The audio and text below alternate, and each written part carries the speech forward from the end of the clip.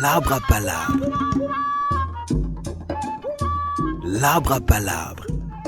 Jeunes de Côte d'Ivoire, votre émission de débat constructif parce qu'il vaut mieux débattre que de se battre. L'arbre à palabre, une production du Studio Mosaïque réalisée avec l'appui de Deutsche Welle Academy, financée par la coopération allemande.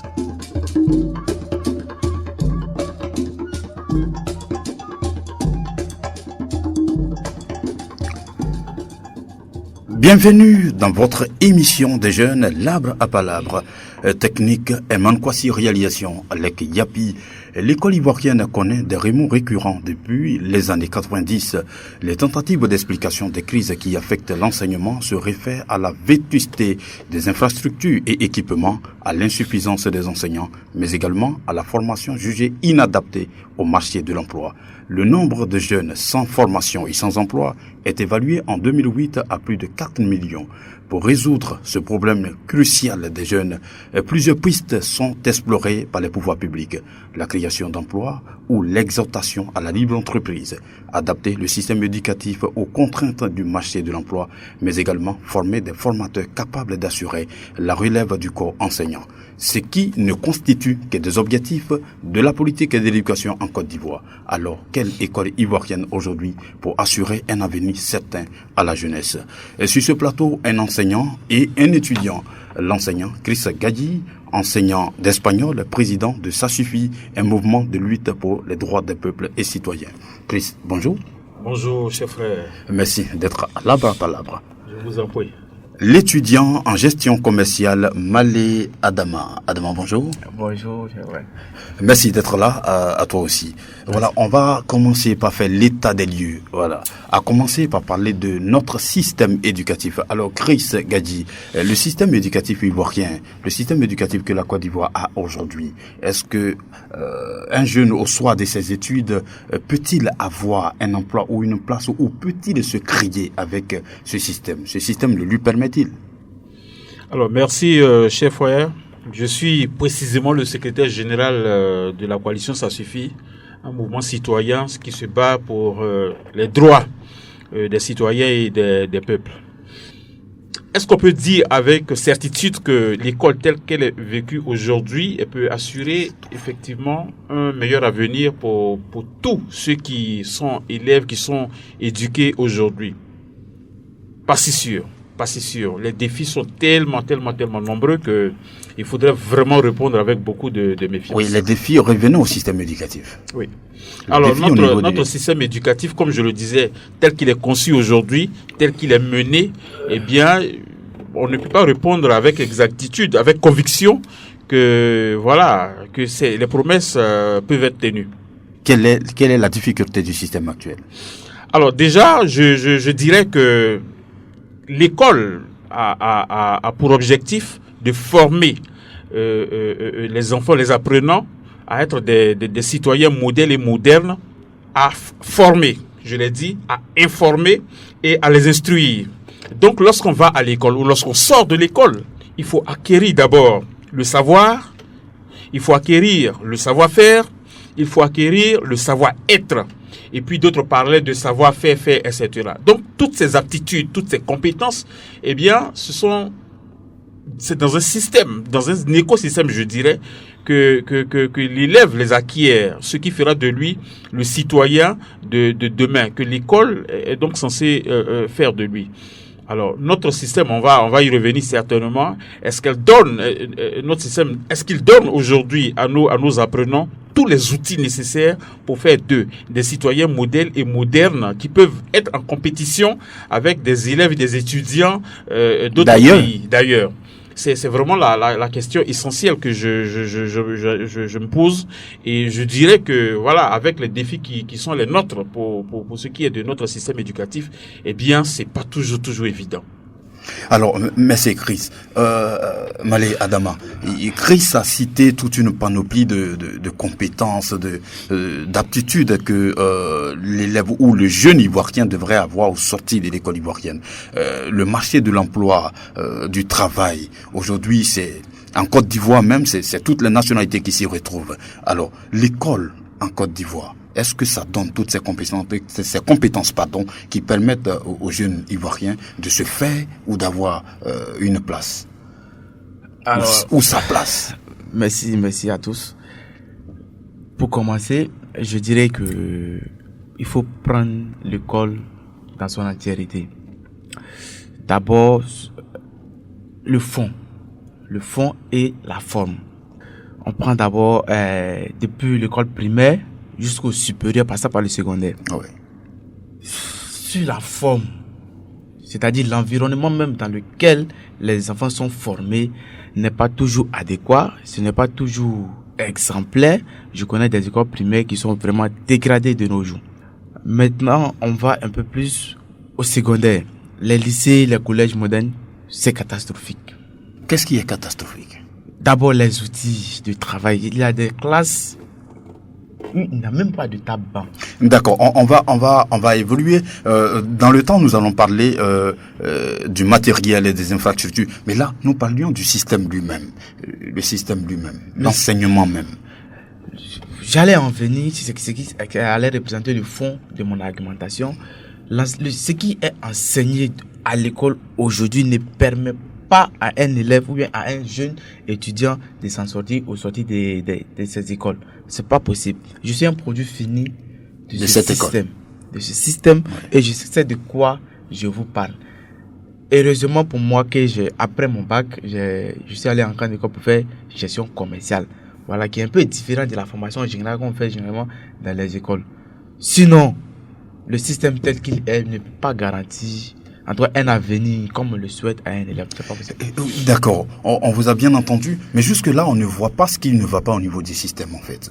Mais rien ne va concrètement, c'est ce que je veux vous faire comprendre. Rien ne va. Quand on prend depuis le primaire jusqu'au supérieur, rien ne va. Parce que il y a combien d'étudiants qui sortent des universités, des grandes écoles chaque année? Il y a combien qui sont insérés? Il y a combien qui restent à la maison, qui répètent le refrain? Il n'y a pas de travail, il n'y a pas de travail. Mais si on essaie de calculer la probabilité de ceux qui sont insérés et ceux qui ne sont pas insérés, vous allez voir que ceux qui sont insérés, c'est très minime. C'est pas possible. Rien ne va dans le système éducatif ivoirien. En tout cas, rien ne va. Le problème, il est profond. Il est profond. Il y a tellement de changements. Aujourd'hui, on nous dit qu'à l'école, le maître n'a pas le droit de porter main à un élève. Ah oui. Au secondaire, on nous dit le professeur n'a pas le droit de mettre nul sur la feuille d'un élève. Mais si ceux mêmes qui ont pris ces décisions, moi je vous promets que eux-mêmes n'ont pas été formés comme ça. S'ils avaient été formés comme ça, ils ne seraient pas là où ils sont aujourd'hui pour prendre ces décisions. Ah là, vous touchez quelque chose du doigt, une réalité vraiment du doigt. Ça dit le manque de sanctions aujourd'hui contribue à la dégradation de l'école, c'est ça? Oui, ça contribue, le manque de sanctions. Alors Chris, vous avez quelque chose à ajouter? Oui, ce qu'il faut dire déjà, c'est que quand on parle au niveau du système, de l'institution scolaire, il faut comprendre les trois paliers. Il y a le personnel d'encadrement, c'est-à-dire... on va y venir. Oui, ok. Donc le personnel d'encadrement, les infrastructures, et là nous sommes en train de parler du système pédagogique. Ah oui. Alors, le système pédagogique, c'est une chose qui va au-delà de l'enseignant pris en tant que personne, en tant qu'individu. Alors, qui est un élément du système. Tout à fait. Alors, parfois, il a été reproché aux enseignants leur nullité, leur non-maîtrise de la pédagogie, etc., etc. Mais ce que les gens ne comprennent pas, c'est que lui-même n'est qu'un maillon de cette chaîne du système éducatif. Produit du système. Tout à fait. Le frère disait tout à l'heure que, par exemple, la personnalité, parce que en fait, il y a l'apprenant, il y a le maître. Il y a l'apprenant et il y a le maître, et il y a une sorte de communication qui existe entre tous ces éléments. Et donc, c'est lui qui est censé donner le pouvoir, c'est lui qui est censé transmettre une partie de son savoir. Lorsque celui-là, il ne se sent pas en confiance, lorsqu'il ne se sent pas en sécurité dans ce système, eh bien, c'est compliqué. Parce que avant, Il faut tenir aussi compte Donc, de nos réalités. si on vous saisit très bien, c'est-à-dire que le personnel lui-même ne maîtrise pas souvent le système lui-même. Mais oui, parce que ceux même qui sont censés former les enseignants, ils ne maîtrisent même pas. Parce que, en fait... D'accord, on va évoluer, on est pris par le temps, on va évoluer pour Oui. parler des infrastructures. Oui. Alors, Malé Adama, les infrastructures, vous les touchiez tout à l'heure. Qu'est-ce qui se passe au niveau des infrastructures? D'abord, les infrastructures sont en manque. Il y a des endroits où il n'y a pas d'infrastructures. Je connais une école primaire à Jamé William Civil et Pépé Labat. Les élèves sont 90, voire même plus souvent dans des salles de classe. Parce qu'il y a un bâtiment qui s'est écroulé et depuis lors, le bâtiment n'a pas été reconstruit. Du coup, si vous connaissez ce qu'on appelle les doubles vacations, il y a des élèves qui vont matin, ils vont pas le soir et ainsi de suite. Mais comme ça, comment quelqu'un qui est formé dans ces conditions, il peut s'en sortir? C'est pas possible. Mais en quoi le fait de ne pas aller à l'école toute la journée peut jouer négativement sur l'éducation, sur la formation? L'enfant, il est censé être formé à cet âge-là. S'il n'est pas formé, il va faire quelque chose d'autre. Qu'est-ce qu'il va faire? Si vous voyez le phénomène des enfants en conflit avec la loi qui prend de l'ampleur, c'est dû à tout cela. Parce que normalement, le temps que l'enfant prend pour soit agresser, soit voler, c'est ce temps-là qu'il devait utiliser à l'école. Mais comme les infrastructures sont en manque, du coup, l'étudiant il ne va plus. Donc, il va faire autre chose. Et cela peut jouer négativement sur le processus d'éducation et de formation. Mais Chris Guedi, à un moment donné de la Côte d'Ivoire, je crois, dans les années 2012-2013, l'État de Côte d'Ivoire a quand même créé des collèges de proximité, l'objectif étant de rapprocher les établissements d'enseignants des familles, des apprenants pour éviter les déplacements des élèves et les cas de grossesse des jeunes filles qui s'éloignaient des parents. Est-ce que cela n'a pas réduit le problème d'infrastructure? Si à un certain moment des choses ont été faites, on ne dit pas que rien n'a été fait, mais en fait, c'était suffisant aux réalités, face aux réalités de la croissance démographique, etc. Parce que nous sommes dans un pays où nous avons plus de 70% des personnes quand même qui vivent sur notre territoire qui sont des jeunes. C'est-à-dire des gens qui ont moins de 35 ans. Et si on descend un peu plus des gens, parce que en fait, on a dit que le système scolaire ou l'école, elle est gratuite en Côte d'Ivoire. Et la gratuité va ensemble avec ce qu'on appelle l'école obligatoire. Donc, si l'école est gratuite et qu'elle est obligatoire, ça veut dire tous les enfants déjà qui ont l'âge d'aller à l'école maternelle. Oui, l'école obligatoire, le PSO, la politique de scolarisation obligatoire depuis le 13 juillet 2015. Tout à fait. Donc, il y a des infrastructures qui vont avec. Mais il se trouve que, eh bien, les infrastructures sont en nombre insuffisant, de sorte qu'on voit beaucoup d'ONG qui essaient quand même d'apporter leur pierre à la construction de l'école ivoirienne. Mais tout ça reste insuffisant et il faut quand même que des choses soient faites de manière concrète. Il faut qu'il y ait un supplément d'action, un supplément d'effort pour pouvoir quand même pallier au déficit d'infrastructures dans nos écoles. Parce que parler d'infrastructures, c'est clair qu'il y a les bâtiments en eux-mêmes, mais il y a également tout le matériel didactique et pédagogique qui entre en ligne de compte. Pour vous parliez de matériel didactique, Malé Adama, aujourd'hui avec la politique de la gratuité de l'école, il y a quand même des kits qui sont offerts aux enfants. Oui, mais dans ces kits, il a combien de cahiers, il a combien de stylos, il a combien de livres? À peine 2 ou 3 cahiers. C'est le minimum, non? Ouais, mais est-ce que c'est suffisant? Il n'y en a pas ailleurs autour de la Côte d'Ivoire. C'est vrai, même s'il n'y en a pas ailleurs, l'État a pris l'engagement d'aider les familles et de rendre l'école obligatoire. Vous savez, quand on veut faire quelque chose, il faut bien faire. Vous avez décidé de rendre l'école obligatoire, vous aidez les gens, les parents au maximum, pas au minimum. Vous les aidez jusqu'à ce que les parents même sachent que vraiment nous sommes soutenus. Qu'est-ce que vous entendez par maximum? Maximum, c'est-à-dire, quand moi j'étais à l'école primaire, on n'achetait pas les livres. Avec 250, tu avais tous les livres et à la fin de l'année, tu rendais les livres à l'école. Maintenant, ceux qui allaient venir après pouvaient en profiter. Je ne sais pas si ça continue aujourd'hui. Parce que moi, mon oncle, il achète toujours, chaque année, il achète des livres pour mon petit frère. Et après, bon, à peine même si ces livres sont utilisés, il a des livres, tellement de livres, tu vois. Les livres, on les change tous les ans, c'est ça? C'est pas tous les ans, mais en tout cas, on les change beaucoup. Et puis, ces livres, les parents achètent, mais on n'utilise même pas. Pourquoi? Je ne sais pas. D'accord. Chris, avec vous, on va parler du personnel dont vous parliez tout à l'heure.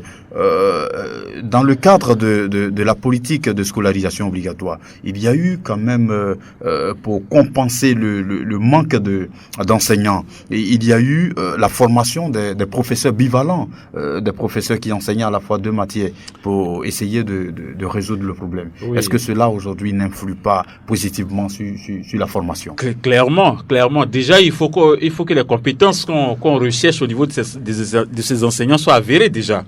Et puis la dernière réforme qui voudrait, prise par Madame la ministre de l'Éducation nationale, qui voudrait que les enseignants au primaire notamment, ils fassent un peu plus de je crois 3 ans dans leur formation. Au CAFOP. Voilà, au CAFOP.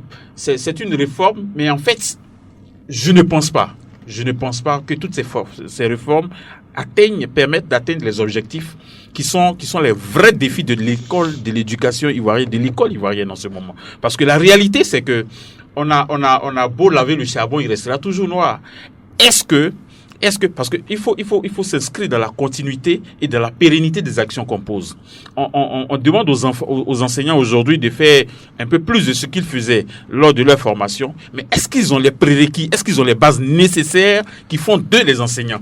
Parce que ce n'est pas en tant qu'enseignant qu'ils vont acquérir les notions. Les prérequis. Voilà, les prérequis, c'est pas là qu'ils vont apprendre les bases. Quels sont ces prérequis? Justement, parce que le concours du CAFOP qui permet aux enseignants de faire le concours, c'est le niveau BEPC. De faire la formation? La formation, c'est le niveau BEPC. Mais avec quel niveau aujourd'hui on réussit à avoir le BEPC? Il y a des élèves en classe de 3e qui ne savent même pas lire, qui n'ont jamais lu un seul livre. Et moi, j'ai été écœuré. Moi, en tant qu'enseignant, on est très souvent écœuré de voir des copies des enseignants de 3e, mais qui à peine s'ils savent écrire leur nom. Hier ou avant-hier, je voyais une publication sur les réseaux sociaux de quelqu'un qui me disait, mais tiens, les enfants qui sont aujourd'hui en classe de 6e, qui ne savent pas lire, qui ne savent pas écrire, comment est-ce qu'ils ont fait pour avoir leur entrée en 6e?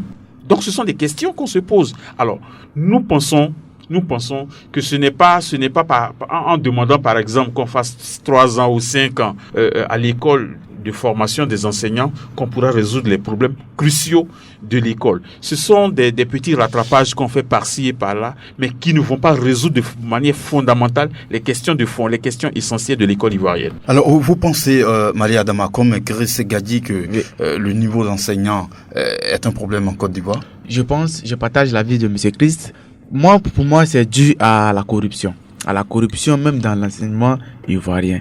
Parce que si vous constatez qu'un élève qui arrive en 3e, qui ne sait pas écrire son nom, qui arrive à peine même à rédiger un devoir de commentaire ou même de dissertation, comment il a fait pour arriver en 3e?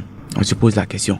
Est-ce parce que il a été aidé ou bien il mérite vraiment les notes qu'il a eues pour arriver en 3e? Ma petite sœur, elle est au CE2, elle ne connaît pas encore l'alphabet. Au CE2? Au CE2. Elle ne maîtrise même pas l'alphabet. Pour vous, ça a un rapport avec le niveau de l'enseignement, parce que l'école, c'est pas seulement l'enseignant, c'est aussi à la maison. C'est aussi à la maison, mais pour moi, si le professeur qui l'a pris au CPM, il a constaté qu'elle ne maîtrise pas l'alphabet, il a laissé passer au CP2. Le maître de CP2 a constaté qu'elle ne connaît pas l'alphabet, il la laisse passer au CE1. Le maître de CE1 sait qu'elle ne maîtrise pas l'alphabet, et puis il a fait avancer au CE2. Et si ça continue comme ça, elle aura le BPC. Et puis un jour, c'est elle qui va passer le concours de CAFOP qui va enseigner. Mais elle-même, elle ne connaît pas. Elle va apprendre quoi à qui? Alors, il y a un problème crucial pour vous au niveau du personnel enseignant. Oui. Alors, nous sommes au thème de la première partie qui était consacrée à l'état des lieux, à analyser la situation de l'école en Côte d'Ivoire. On va se retrouver dans quelques instants pour la seconde partie consacrée aux solutions. Merci. L'arbre à palabre.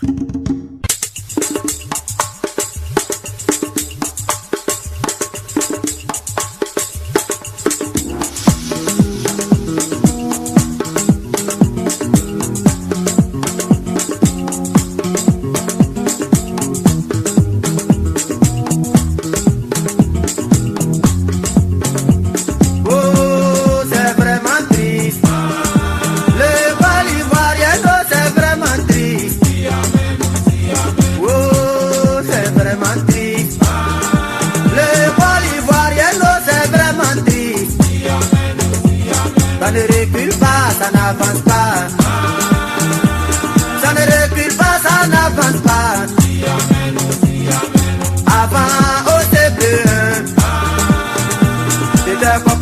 entrer dans les roues. Mais maintenant on constate que c'est devenu quoi sortir des roues. Voilà, Chris Gadji, enseignant d'espagnol, président secrétaire général, de Ça Suffit, un mouvement de lutte pour les droits des peuples et citoyens. Et Adama Malé, étudiant en gestion commerciale, sont avec nous aujourd'hui pour parler de l'école ivoirienne. La question, quelle école ivoirienne pour assurer un avenir certain à la jeunesse? Oui. Chris Gadji, comme on l'a écouté tout à l'heure, l'artiste Zouglou, on a vraiment l'impression, à vous avoir écouté durant la première partie qui était consacrée à l'état des lieux, que le système éducatif, les infrastructures, la politique d'éducation, le personnel, il y a des problèmes à tous les niveaux. Alors, concrètement, aujourd'hui, parce que c'est la solution que nous sommes en train de chercher, nous sommes dans une phase de perspective pour que l'école ivoirienne s'améliore et que le jeune homme qui va à l'école au soir de ses études ait une place au soleil. Alors, qu'est-ce qu'il faut faire concrètement aujourd'hui pour l'école ivoirienne? Quelle école aujourd'hui? Mais je dirais tout simplement que voilà, il faut faire les états généraux de l'école ivoirienne. Faire les états généraux de l'école ivoirienne suppose convoquer tous les acteurs, tous ceux qui pourraient avoir leur mot à dire, qui depuis longtemps ont réfléchi, ont travaillé dans ce système-là, à se prononcer sur les mots qui minent notre école. Parce que c'est quand même écœurant de voir des pays frères et amis, des pays voisins, qui ne sont pas forcément, plus puissants que nous, mais qui prennent leur école au sérieux. Ça veut dire qu'ils prennent leur avenir au sérieux. Ça veut dire qu'ils prennent leur jeunesse au sérieux. Donc, comme je l'ai dit, poser des bases nouvelles, réfléchir à l'avenir. Parce que l'école, ce que les gens ils oublient de dire, c'est que c'est une structure transversale. L'école forme les planteurs, l'école forme les juges, l'école forme les magistrats, l'école forme les enseignants, l'école forme tout le monde. Donc, dire, par exemple, parler d'émergence de la Côte d'Ivoire, parler d'une nouvelle Côte d'Ivoire, ça suppose que nous avons réfléchi à une nouvelle école. Ça suppose une nouvelle école. Tout à fait. Tout part de là. Tout part vraiment de là, parce que voilà, il y a tellement de choses qu'on ne comprend pas. Et pour construire cette nouvelle école, il faut impliquer tous les acteurs. Tout à fait. Impliquer tous les acteurs, poser des questions, Mais quels sont ces acteurs? Mais les acteurs, c'est déjà au sommet, c'est au niveau du ministère. Tous ceux qui sont concernés, qui réfléchissent au devenir de l'école ivoirienne. Déjà eux.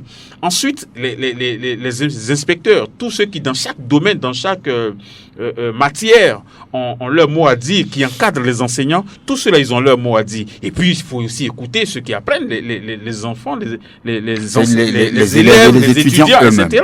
Ils ont leur mot à dire parce que ce sont eux qui ressentent la chose. C'est à eux que s'applique l'éducation. Donc, ils ont forcément leur mot à dire, ils ont leur ressenti à exprimer, à extérioriser pour qu'ensemble, on puisse réfléchir à l'avenir de la Côte d'Ivoire en nous appuyant sur l'avenir de l'école ivoirienne. Merci Chris Gadji. Mali Adama, aujourd'hui, ce sont des milliers de jeunes, je dirais des centaines ou des milliers de jeunes qui affluent sur le marché de l'emploi aujourd'hui en Côte d'Ivoire et qui sont sans aucun emploi. Et l'une des raisons fondamentales que les gens relèvent le plus, c'est que ils n'ont pas les compétences au sortir de l'école. Alors, qu'est-ce qu'il doit changer aujourd'hui pour qu'ils aient les outils, les armes qu'il leur faut pour avoir un emploi au sortir de l'école? Déjà, pour rejoindre Monsieur Chris Gadji, la question fondamentale qui mérite d'être posée, c'est quel est le type d'élève ou bien le type d'étudiant qu'on veut créer, avoir après les formations. C'est la question. Maintenant, c'est en fonction de cela que nous allons réformer notre système éducatif. Réformer le système éducatif suppose à revisiter même les livres, les enseignements, le savoir qui est dispensé aux élèves depuis l'école primaire jusqu'à l'université. Quel est le modèle que nous voulons? Ok, voici le type d'élève que nous voulons avoir après la formation. D'accord, pour cela, qu'est-ce qu'il faut faire? Il faut sensibiliser les enseignants. Sensibiliser les enseignants à ne plus prendre les 2000, les 1000 francs pour les faire avancer. Il faut lutter contre la corruption dans le milieu scolaire. Contre la corruption. Maintenant, l'État fait beaucoup, mais ce n'est pas encore suffisant. Je sais que l'État a construit beaucoup d'écoles. Au niveau des infrastructures. Au niveau des infrastructures, mais ce n'est pas encore suffisant. Beaucoup méritent encore d'être faits. Félicitations à l'État pour cela, mais qu'il continue. Maintenant, la chose que j'aimerais évoquer est l'adaptation il faut adapter la formation aux besoins du marché d'emploi. Concrètement, si les élèves veulent aller à travailler dans les entreprises ou travailler à la fonction publique, parce que j'ai l'impression que notre système ne forme que deux types de ceux qui veulent travailler dans l'armée ou bien ceux qui veulent devenir enseignants. À la fin, c'est comme ça. Maintenant, ceux qui veulent travailler soit dans les entreprises, depuis l'école primaire, il faut les apprendre la notion même d'entreprise. Quelles sont les aptitudes qu'il faut avoir pour aller en entreprise? Mais ceux qui veulent aller à la fonction publique, quelles sont les aptitudes qu'il faut avoir pour aller à la fonction publique? Il ne faut pas former pour former. D'accord, vous dites quelque chose de vraiment très intéressant. Il faut commencer pour résoudre peut-être le problème du chômage, pour permettre aux jeunes d'avoir un emploi, d'avoir un avenir. Il faut peut-être, Chris Gadji, comme le dit Malé Adama, est-ce qu'il ne faudrait pas commencer par inscrire dans notre système éducatif l'entrepreneuriat? Ah mais c'est important.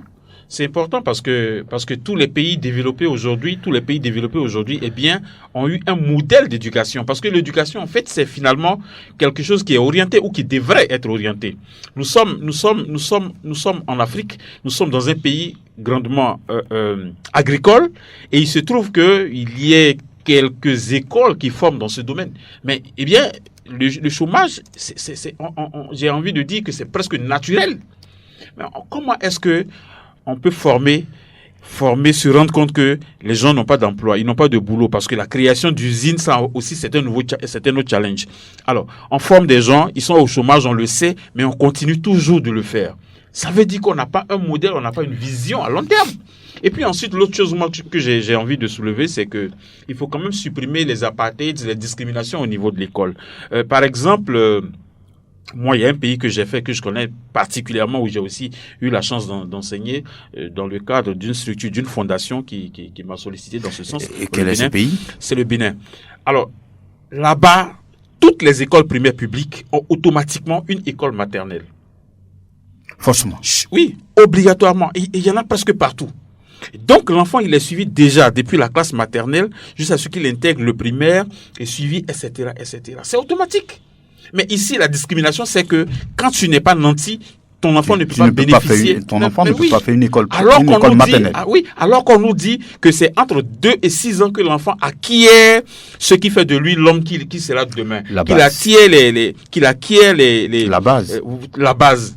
Donc, donner déjà le goût de l'apprentissage, donner le goût des études à l'enfant, ça commence dès le plus bas âge, à partir de 2 ans déjà. Donc, si on doit regarder aux moyens des parents avant de donner aux enfants la chance de pouvoir aller dans une école préscolaire, eh bien, c'est des choses qui ne sont pas normales dans un pays qui a envie de fabriquer des hommes, des cadres, des leaders pour demain. Donc, il y a ces défis-là qu'il faut relever. Ensuite, l'autre incongruité, l'autre paradoxe que je voulais relever, allez-y rapidement, c'est que en fait, nous sommes en train de parler de gratuité d'école. Nous sommes en train de permettre aux enfants une certaine permissivité. C'est-à-dire, tout à l'heure, l'autre, il revenait un peu, Adama, il revenait dessus tout à l'heure. On permet aux enfants de traverser les classes sans acquérir une sorte de connaissance. Et après, on est étonné que nos enseignants soient nuls. Mais on traverse. Mais qu'est-ce qu'on donne aux enfants, en fait? Et ce sont les mêmes enfants qui deviennent des enseignants demain. Mais bien sûr, quand on passe de la classe du CP1 au CP2, qu'est-ce qu'on recherche en termes de connaissances, en termes d'acquis, en termes de savoir ou de savoir-faire? Mais rien du tout, finalement. Qu'est-ce qu'on évalue? Rien, parce que l'enfant, il traverse les classes, il traverse. Donc, il faut un peu de rigueur dans l'éducation. Il faut un peu de rigueur. Alors, Malé Adama, on est presque à la fin. Vous avez touché du doigt l'entrepreneuriat. Est-ce que vous pouvez revenir dessus? Parce qu'aujourd'hui, ça peut être vraiment une solution pratique au problème à l'avenir de la jeunesse. Ce que je sais, c'est que depuis l'avènement du nouveau gouvernement, ils ont introduit l'entrepreneuriat dans le système éducatif ivoirien. Sur papier, en tout cas, ça a été introduit. Théoriquement. Mais j'ai mes petits frères, mes petites soeurs qui sont au collège et à l'école primaire qui n'ont jamais fait la matière entrepreneuriat. Ce qui signifie que j'ai l'impression que le gouvernement, pour se blanchir la main, introduit théoriquement les faits, mais sur la pratique, ce n'est pas... Les choses ne viennent pas. Comme le système LMD d'ailleurs. L'entrepreneuriat, c'est la chose qui peut nous aider dans l'avenir. tous les pays développés sont passés par l'entrepreneuriat. Parce que c'est le secteur privé qui embauche Qui a plus, développé les nations. qui a développé les nations. Du coup, si le jeune qui doit demander l'emploi demain, lui-même, il crée de l'emploi, vous voyez que c'est une solution. Une très belle solution. Merci Malé Adama, merci. Je rappelle que vous êtes étudiant en gestion commerciale. Chris Gadji est enseignant et SG de Ça suffit, un mouvement de lutte pour les droits des peuples et citoyens. Merci à vous, chers amis jeunes, d'avoir participé à cette émission. C'était L'Arbre à Palabre, votre émission de débat et table ronde de jeunes, technique et réalisation. Eman Kwasi et Aleph Yapi, micro ingénierie. Merci de rester fidèle à L'Arbre à Palabre. À la semaine prochaine. L'Arbre à Palabre, un espace de rencontre, de dialogue et de débat constructif, animé par des jeunes et pour des jeunes. L'Arbre à Palabre, une production de Studio Mosaïque, réalisée avec l'appui de Deutsche Welle Academy, financée par la coopération allemande.